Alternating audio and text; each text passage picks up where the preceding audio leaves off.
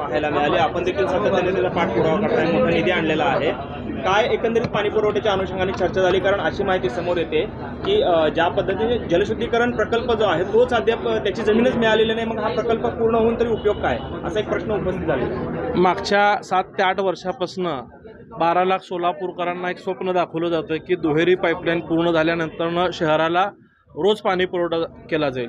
त्यानंतर तो एक दिवस आड केला जाईल असं सांगण्यात आलं। आज जवळपास 110 किलोमीटरपैकी 105 किलोमीटरचं काम पूर्ण झालेलं आहे। आपण अपेक्षित धरतोय की महिन्याभरात उजनी सोलापूर दुहेरी पाईपलाईन पूर्ण होईल आणि आपल्या शहराला एक दिवस आड पाणी पुरवठा होईल।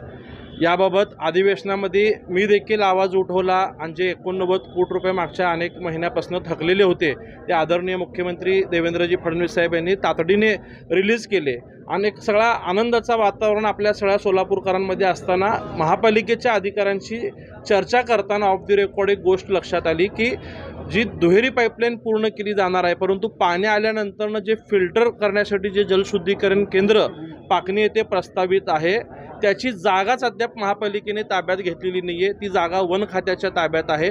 जागा आपल्या ताब्यात नसताना त्या जाग्याचं त्या शुद्धीकरण केंद्राचं टेंडर काढून ते टेंडर देऊन त्याचं वर्क ऑर्डर देण्याचा पराक्रम एकीकडे महापालिकेचं प्रशासन करतं, परंतु जागा वेळेत पूर्ण मिळण्यासाठी जे आवश्यक ते प्रयत्न करायला हवे होते ते त्यांच्याकडनं झाले नाही। आणि एक बाब जी निदर्शनास आली की ही जागा मिळवल्याशिवाय आपल्या शहराला एक दिवस आड पाणी मिळणार नाही।